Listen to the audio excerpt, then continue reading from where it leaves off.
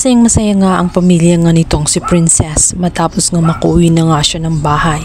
Matagal din siyang namalagi sa loob ng kulungan at ngayon nagsalaysay na nga si Princess na napagkwentuhan nila ni Ma'am Charlene niya ang kanilang kaso.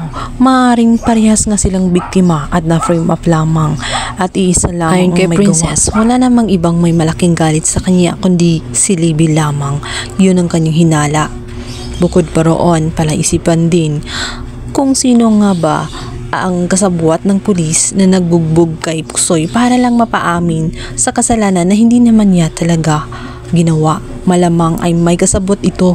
Kaya naman gustong malaman nitong si Princess kung sino ang nasa likod nito, maging ang kanyang kaibigan na itong si Xavier at itong si Justine. Ramdam nila kahit nga nakalaya na itong si Princess ay hindi pa rin nila alam kung sino talaga ang totoo nilang kalaban.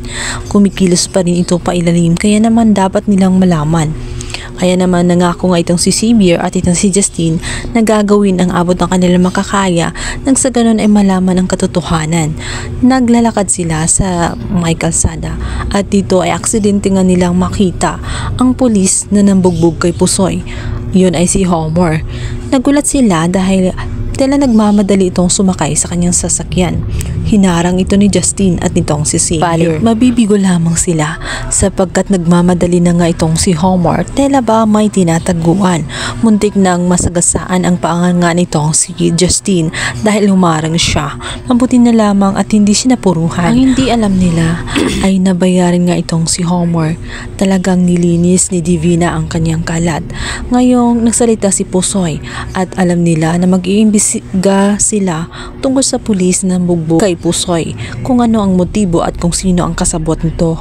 Ngunit ayaw ni Divina na madamay. Kaya naman binayaran niya itong si Homer na umalis muna sa lugar nila at huwag nang magpakita pa nang sa ganon hindi na humaba pa ang gulo at hindi siya madawit. Ang kanyang pangalan ay manatiling malinis. Ngunit sa kasamaang palad, hindi na nga nila naabutan ng pulis. Malungkot na malungkot ang dalawa. Pagkakataon na sana nila para makapagsalita nga itong si Homer nang sa ganun malaman nila ang katotohanan kung sino nga ba talaga ang nagutos sa kanya.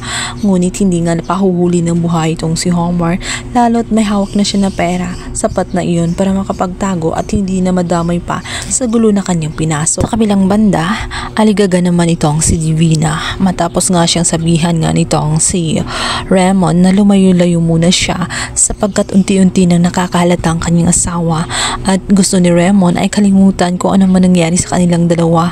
Ayaw umano niya masira ang kanyang relasyon dito kay Charlene. Umango lamang si Divina, ngunit binabalaan niya itong si Raymond kahit hindi narinig ni Raymond ang lahat. Sa kanyang isipan sinabi niya na gagawin pa rin niya ang lahat-lahat at hindi pa siya tapos sa kanyang nasimulan. Kumikilos pa rin siya pailalim.